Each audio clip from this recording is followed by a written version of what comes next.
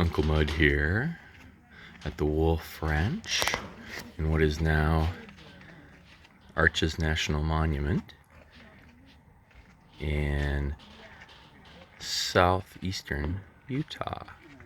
This is the second of the log cabins that he built for his family when he came out this way to settle, to try to make a cattle ranch out of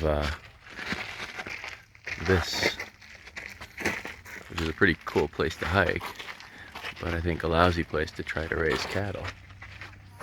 There's a reason that there's more cattle raised every year in Florida than the entirety of the west of the Mississippi. But we were just down in Moab, just down the hill from here, and even their one remaining historic log cabin had much smaller diameter logs than he was able to get here. And still, I mean, look at those. Those are pretty nice size for this area. These cottonwoods, I think, but much smaller than you would have found in Ohio, where I live, where there's still some of the original log cabins with 2-foot diameter logs. But this roof is fascinating, basically stuffing whatever bark, burlap, whatever you could find in between small logs to try to hold the dirt up that you put on the roof. And then the rains, come rarely, maybe once a year, twice a year here. But after the rain, you'd have mud dripping down through the roof for days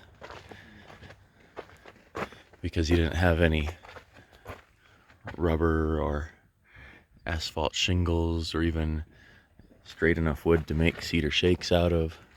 So now they've got concrete poured on the top of it, a little ferro cement there to try to protect it. But they wouldn't have even had that back then. Here's their little root cellar.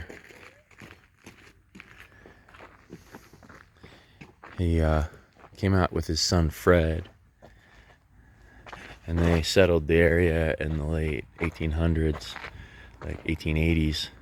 And his daughter and her husband came out and were here for a couple of years and talked him into going back east, where he died 3 years later, like 1913, probably because he missed the stars, which you can see like all over the place here at night, and not so much back east because of the humidity and whatnot. But the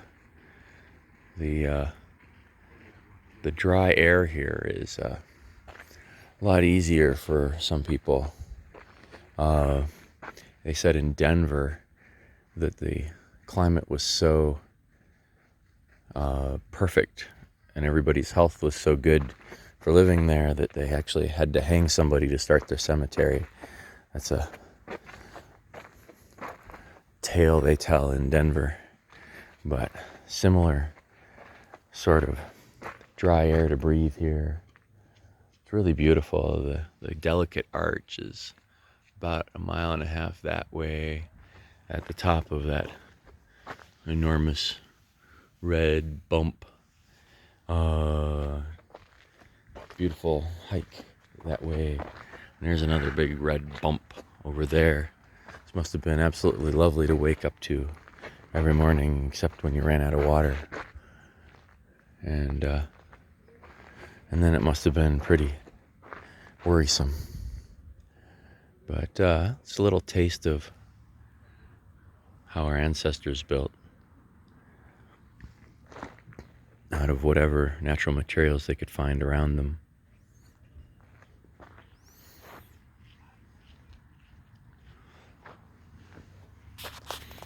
Have a beautiful day.